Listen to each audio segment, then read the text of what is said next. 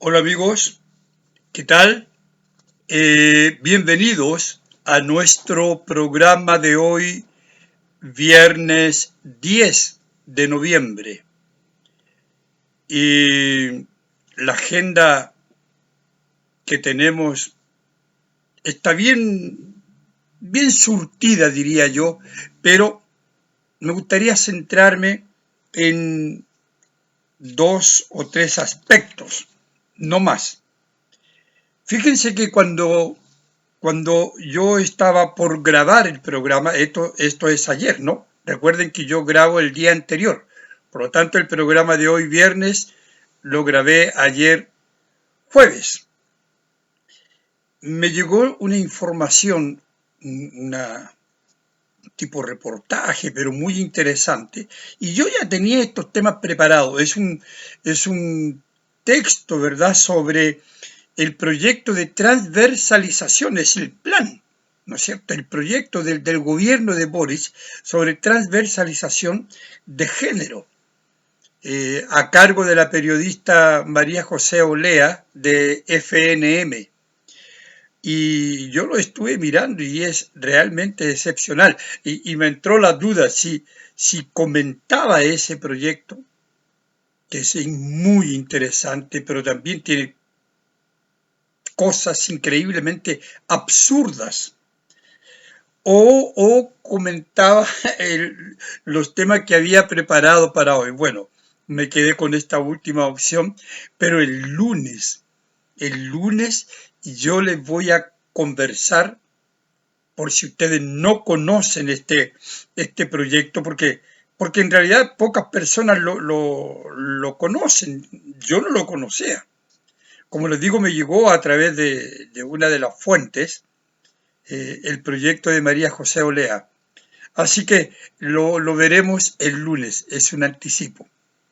Y hoy partiremos con un tema que yo he abordado otras veces, que es el tema de la delincuencia, pero lo vamos a hacer de manera bastante sucinta y un poco recogiendo las palabras del subsecretario del Interior, Manuel Monsalve, que son bastante odiosas, ¿no? En el sentido que él le pidió a la prensa y por lo tanto a todos nosotros que no hagamos mitos sobre la delincuencia o sobre las bandas de narcotraficantes o qué sé yo. Entonces, esto fue hace 2 días. Yo incluso lo comenté en una columna ahora, hace unos 2 días. Y, y sí, resulta que ayer miércoles, claro, porque yo grabé el jueves, por lo tanto el miércoles, ustedes se enteraron, ¿verdad?, de la cantidad de cuerpos, de crímenes entre el miércoles y el jueves, incluso hoy, viernes. Entonces, claro, cuando ustedes escuchan a una autoridad que precisamente está a cargo del Ministerio del Interior y Seguridad Pública, que yo sarcásticamente, irónicamente lo llamo muchas veces inseguridad pública, molesta un poco esta contradicción, ¿verdad?, entre las palabras de Monsalve y la realidad. O sea, nosotros no construimos mitos sobre la delincuencia, ni sobre el Tren de Aragua, ni sobre las bandas de narcos, amigos. Si la realidad está ahí y es odiosa, como siempre lo he dicho, nada más odioso que la realidad, sobre todo para las autoridades de turno. Entonces, claro, fíjense que eh, varios cadáveres han sido hallados en Pudahuel, cuerpos descuartizados, el de un hombre y una mujer, otro por ahí en un resto, en un canal, junto a un canal, ¿no? En el río Mapocho, un cuerpo flotando, otro en el centro de Santiago, un personaje, un cadáver con un tiro ahí, y no sé, esto por ejemplo, el de Pudahuel desapareció hace 12 días, más, el 12 de octubre, ¿qué 12 días estamos? Más. Entonces este estaba junto a un canal. y luego otros cuerpos descuartizados, crímenes que en Chile no conocíamos. No conocíamos el descuartizamiento de los cuerpos. Entonces, evidentemente que esto viene de fuera. Lo traen los colombianos, las bandas, los venezolanos, ¿no? Entonces, y hablando de venezolanos, 4 venezolanos ahora y un ecuatoriano quisieron asaltar a un adulto mayor para robarle 400.000 pesos a la salida de un banco. Entonces yo no sé si todo esto es un mito que nosotros construimos, y él le pidió a la prensa que por favor no construya mitos, no construyan mitos, pero no sé, pues, oiga, don Manuel, si esto es un mito, no sé, pues no tiene nada de mito, es la realidad. Una encerrona en Puente Alto ayer, que termina en persecución en Ñuñoa y La Pintana, en la población Lo Castillo, con heridos, enfrentamiento a bala con carabineros, no sé, en Mulchen, eso fue hoy día, me parece, no, ayer, claro, ayer. Robo y violación en un hogar de ancianos, violaron a la encargada, la ataron de manos, de pies, y la violaron. Entonces, que alguien le diga a Manuel Monsalve, el subsecretario del Interior e Inseguridad Pública, que los chilenos no construimos mitos sobre la violencia, que es esta violencia delictiva, es esta delincuencia, en sus variadas formas, la que nos aterra. Es esta violencia la que nos aterra, la que nos tiene dominados, la que maneja la agenda del ciudadano, porque hemos llegado a esta curiosidad país. Aquí el delincuente maneja su agenda. Entonces el delincuente a usted le dice, no, a ver, salgo en la mañana, pero no muy temprano, porque me pueden cogotear en la esquina o asaltar, no sé, a ver, tipo 10. ¿A qué hora vuelvo a mi casa? Tipín 5, 6. Bueno, ahora se oscurece más tarde. Puedo volver un poco más tarde. Entonces, a ver, ¿saldré de noche a dónde? ¿Al barrio Bellavista? No, ir a Bellavista es asalto seguro. Entonces, ¿a dónde me voy a meter? No sé, porque ahora asaltan hasta en las micros. Entonces, claro, este es un país curioso, Chile, en eso nos hemos convertido, donde el delincuente maneja su agenda, la agenda del ciudadano. Y viene el subsecretario Manuel Monsalve a, a pedirnos, mediante la prensa, que no construyamos mitos sobre estas bandas. Por por favor, que alguien le diga a ese señor que de repente cuando desaparece por un tiempo lo hace bastante bien.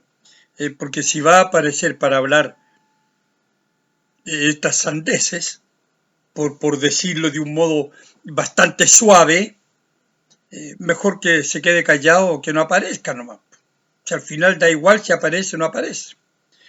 Entonces, claro, pero como si no bastase todo esto como la guinda de la torta, ustedes saben que don Nicolás Piña, ¿quién será Nicolás Piña? Es un delincuente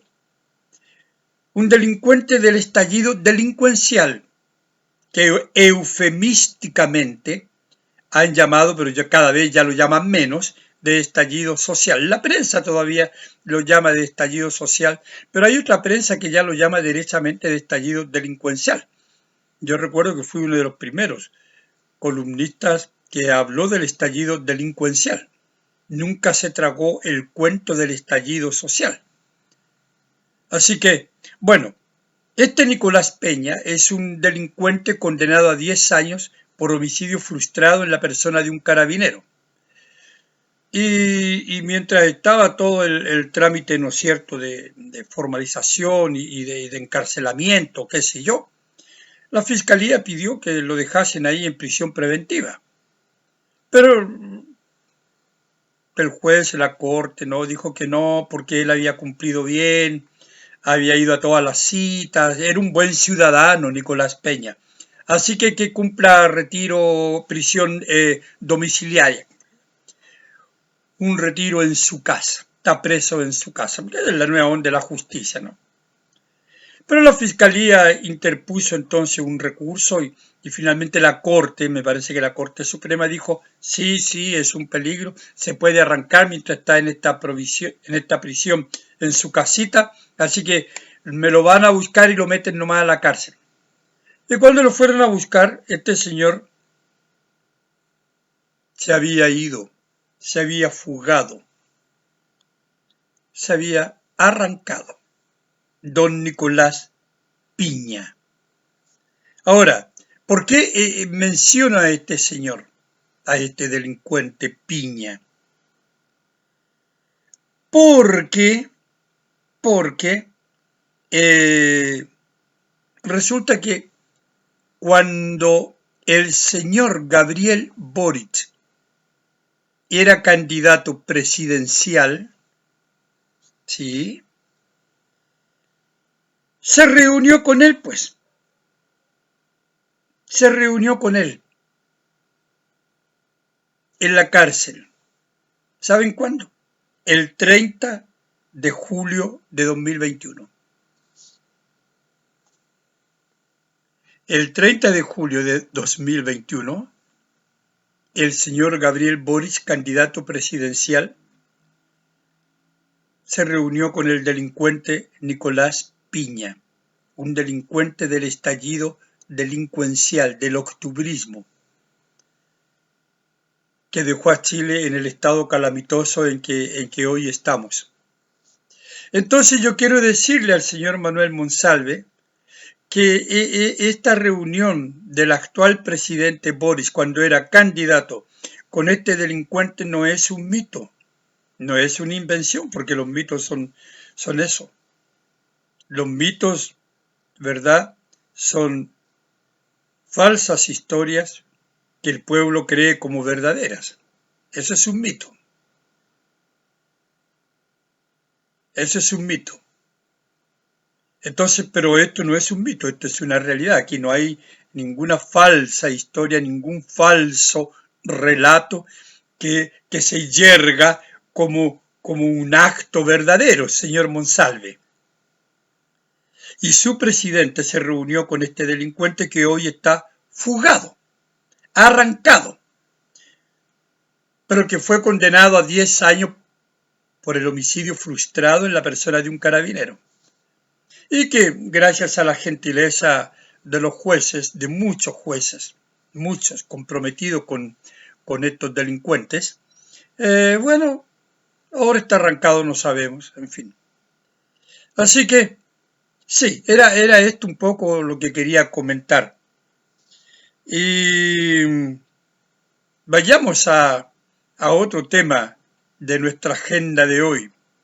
Las declaraciones del Contralor Bermúdez ante la Comisión Investigadora de la Cámara de Diputados sacó del escondite al señor de los conejos incendiarios, don Carlos Montes, que nadie sabe dónde está, ¿no? Anda perdido. O sea, no aparece en la agenda noticiosa, pero para nada. Pero ahora apareció, pues. ¿Por qué? Porque todos los dardos, todos los caminos conducen a Roma, y en este caso Roma es el señor Carlos Montes, el ministro de Urbanismo y Vialidad, ¿no? Ahora, ¿por qué? ¿Qué declaró el Contralor? Dijo que el mismo mecanismo observado por los delincuentes, ¿verdad?, de allá de Fundación Democracia Viva, se da en 15 seremías en toda la región del país. Y fíjense qué curioso, porque yo preguntaba ayer, en mi programa de ayer o anteayer, qué había pasado con las platas de las fundaciones y qué pasaba con el caso fundaciones, ¿verdad?, No sabíamos, no sabíamos. Estos convenios, fundaciones, ¿qué pasó con eso? Yo preguntaba porque son 54 las que supuestamente estarían siendo investigadas, de las cuales solo sabíamos de 4. ¿Y qué pasaba con el resto? Y ahora, bueno, el Contralor ha aclarado por lo menos que hay 15 más, que están en la misma condición de democracia viva, allá en Antofagasta, con Contreras, Andrade, la diputada Pérez, todo este círculo, esta patota, ¿verdad? Y bueno, ¿qué significa esto? ¿En qué consiste este mecanismo? Ya todos lo sabemos, cómo funcionó Democracia Viva, ¿no? Rebaja de los años de constitución para poder estar dentro de la ley. Al final de cuentas les da exactamente lo mismo estar dentro o fuera de la ley. Entonces rebajan los años de constitución, ¿verdad? De las fundaciones. No mantienen el giro para la labor desempeñada, como para atender campamentos. Por ejemplo, la mayoría de las platas pintaban fachadas, ¿no? 600 millones por pintar una fachada por ahí. En fin, ninguna relación con el trabajo directo declarado en los documentos, nada. Problemas en las rendiciones de las cuentas, todas ellas, ¿no? Porque no había notas, no había nada, porque todo eso se aminoró. ¿Recuerdan ustedes? Todos los protocolos de seguridad, como que desaparecieron. Entonces esta gente allá en las regiones hizo lo que quiso con millones y millones y millones de pesos. Bueno, y la discrecionalidad, ¿con qué discreción, con qué criterio se tomaron las decisiones? Entonces, hay un mecanismo de estafa, evidentemente, de dejar las puertas abiertas para la estafa, para que el dinero se esfume, para que el dinero vaya a otros fines. Evidentemente aquí hay, en la mayoría de estas fundaciones, amigo, un fin político, un fin ideologizador. Esa es la realidad. La plata normalmente destinada a los campamentos, a la gente pobre, bueno, eso nunca fue, o llegaron migajas. Entonces, claro, en este sentido, todos los caminos apuntan a Carlos Montes porque él es el responsable, como el ministro de la vivienda, pues claro, él es el ministro. Por lo tanto, el personal comprometido con esto depende de él. Él, en consecuencia, es el ente contralor. Para eso tiene asesores, sus secretarios. Pero aquí se ve que cada uno, amigos, hacía lo que quería. Aquí no había control de ningún tipo.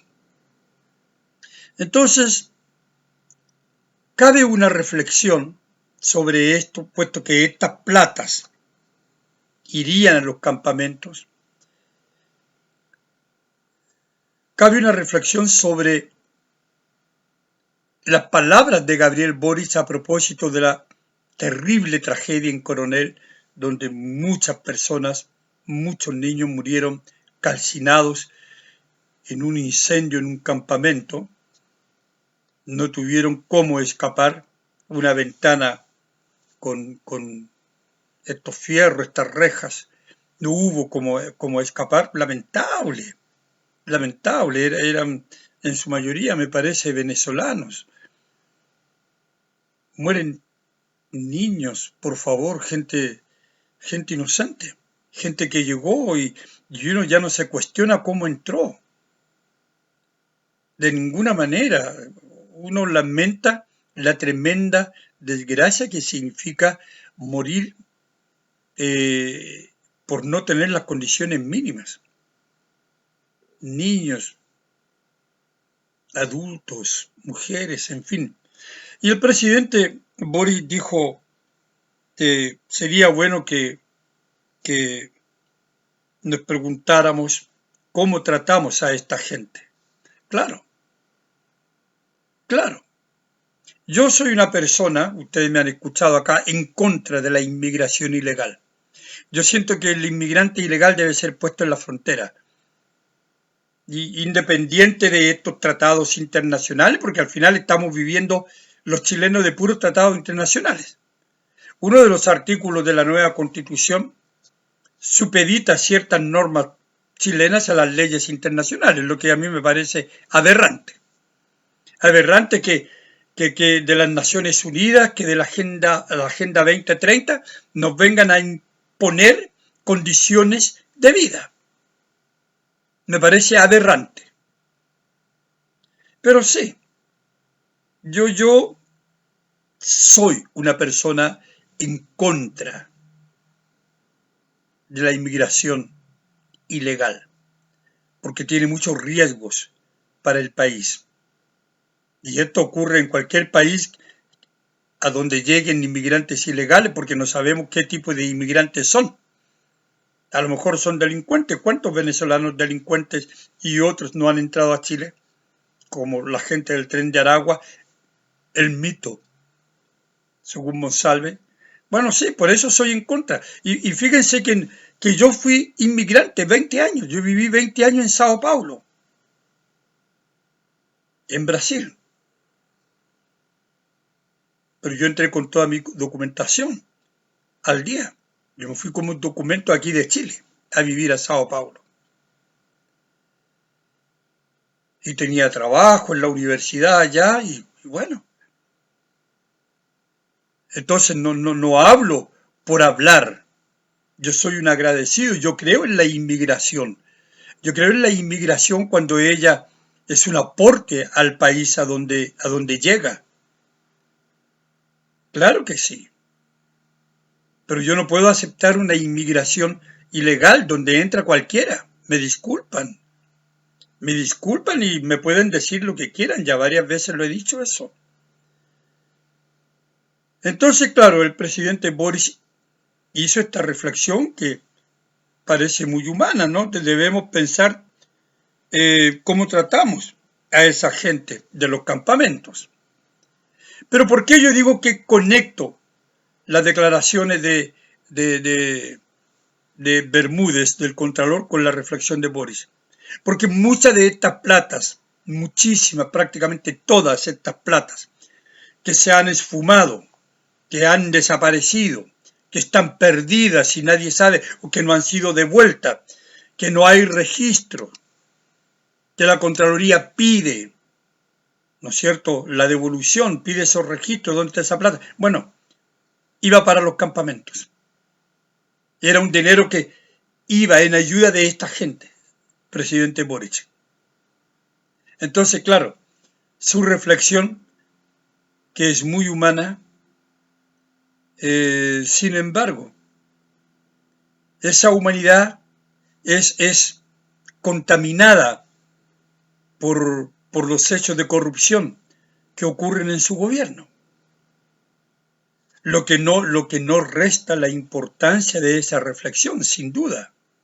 Pero sí sería bueno reflexionar también qué está pasando en mi gobierno con todas estas fundaciones, con todas estas seremías, con el Ministerio de Urbanismo, de Vivienda, qué sé yo, y con Carlos Montes, y con otros ministerios donde también han desaparecido millones de pesos. Entonces, claro,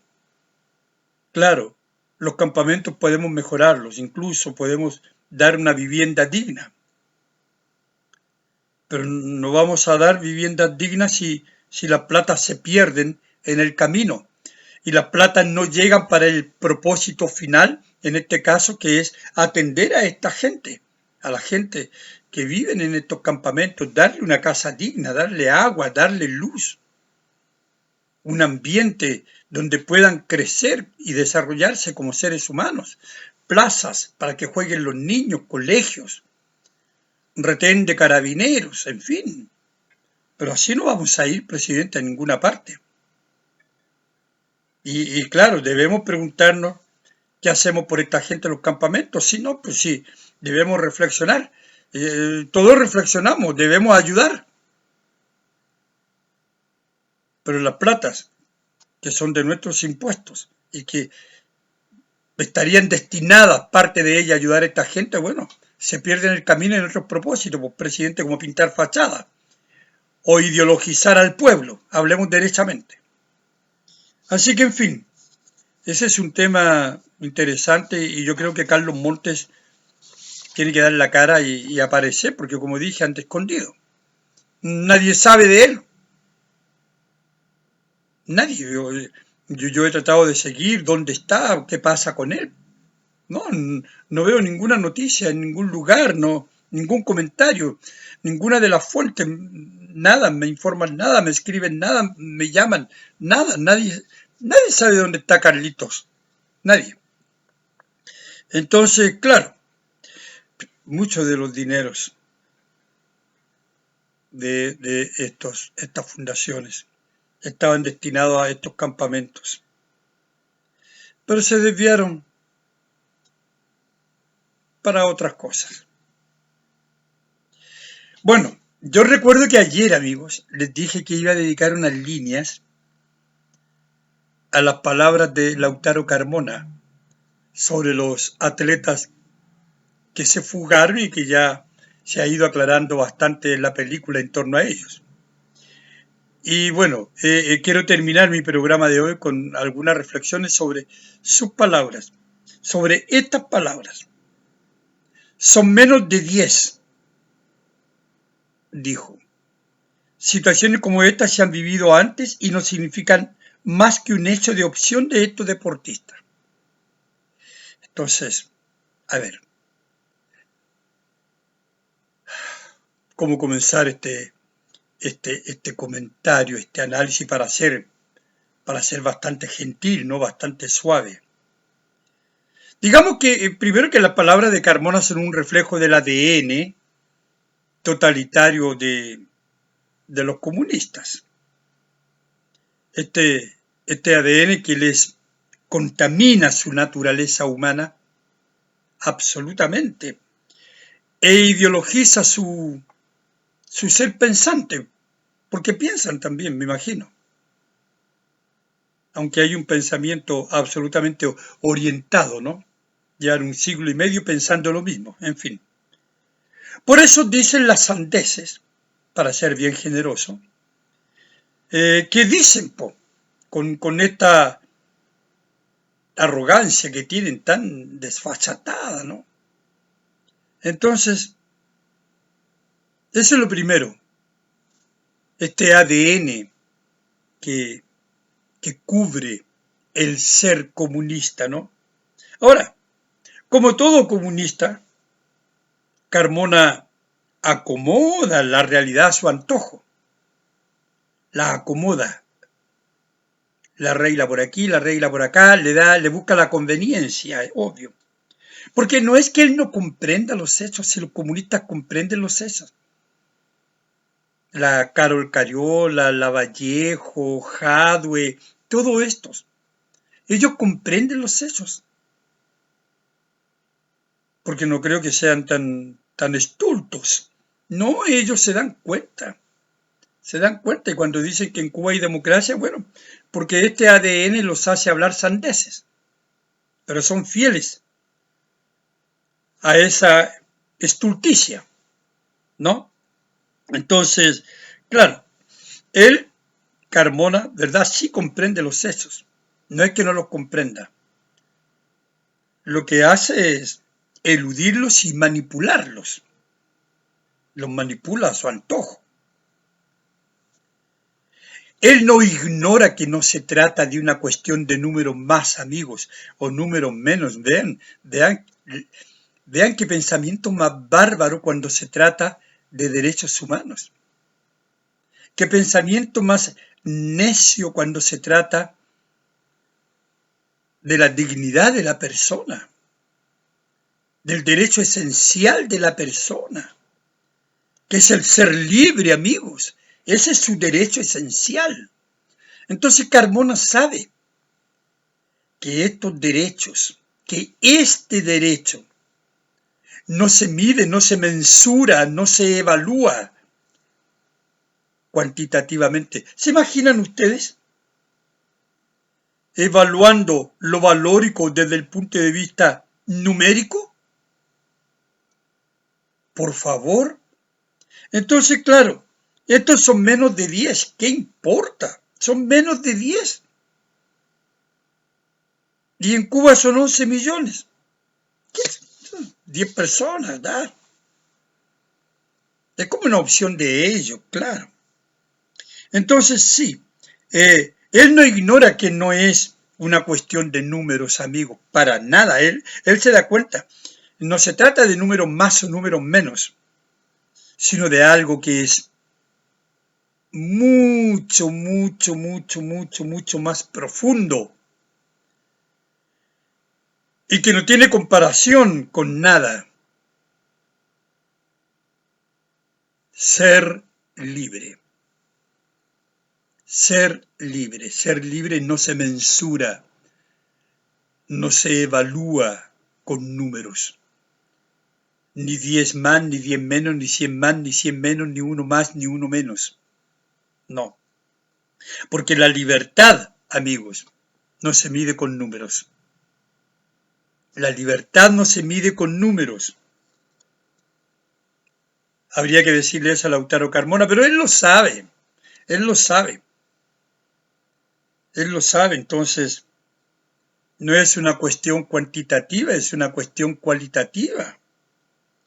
Algo superior que tiene que ver con el primero de los derechos humanos, que no es otro que el ser libre. Yo insisto en esto, porque yo amo mi libertad. Y yo creo que usted también, amigos. La libertad es lo que nos hace hombres. La libertad es la que nos torna dignos seres humanos. Sin libertad no somos nada. Si no tenemos libertad para pensar, para expresar nuestras ideas, para ir de un lugar a otro.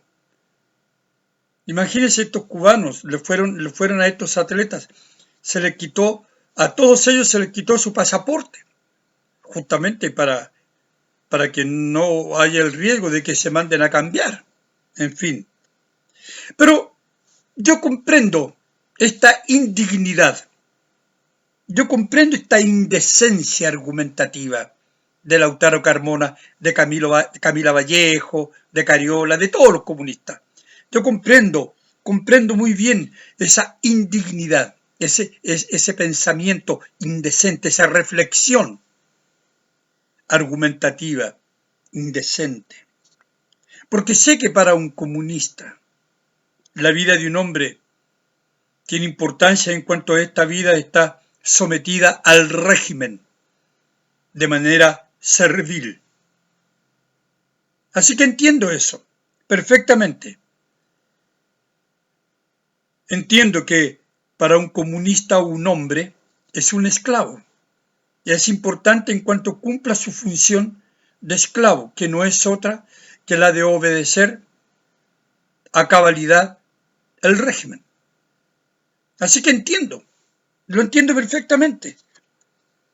Por eso estos atletas cubanos que huyeron para ser libres no son más que un número sin importancia, unos traidores a la patria, a la Cuba amada, ¿no? Como yo decía, a esa Cuba endiosada, a esa vaca sagrada.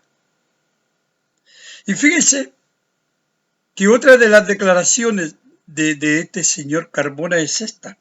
Jamás Cuba ha dicho que todos los que habitan Cuba son 1000 por 1000 partidarios de los actuales, de los regímenes actuales, del régimen actual o de tal o cual formación gubernamental. Fíjense, jamás Cuba ha dicho que todos los que habitan Cuba son 1000 partidarios del régimen actual o de cualquier otra formulación gubernamental.